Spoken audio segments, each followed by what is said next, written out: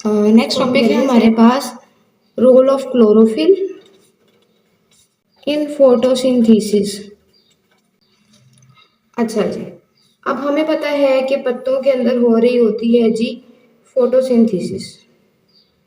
ये हमारे पास जी लीफ है और जितनी भी सनलाइट इस लीफ पे पड़ती है ये उस सनलाइट का 1% जो है वो एब्जॉर्ब करता है और उस 1% से जो है वो अपनी एनर्जी यानी ग्लूकोज तैयार करता है।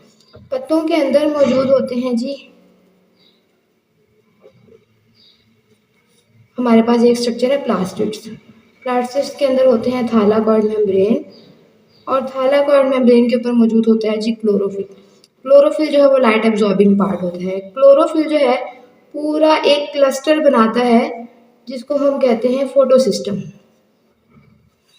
असल में क्लोरोफिल अकेला जो है वो लाइट एब्जॉर्ब नहीं करता। इसकी टाइप्स होती हैं हमारे पास। क्लोरोफिल ए होता है, क्लोरोफिल बी होता है, कैरोटीनॉइड्स होते हैं। अब ए जो है वो मेन पिगमेंट है और बी और कैरोटीनॉइड जो है ये एसेसरी पिगमेंट्स है। अच्छा जी, तो ये जो हमारे पास मेन पिगमेंट है ये रेड एंड ब्लू लाइट को एब्जॉर्ब करता है। Red and blue light wavelength वाली जो लाइट है उनको एब्जॉर्ब करता है। बाकी वेवलेंथ वाली जो लाइट है उनको ये एब्जॉर्ब करते हैं।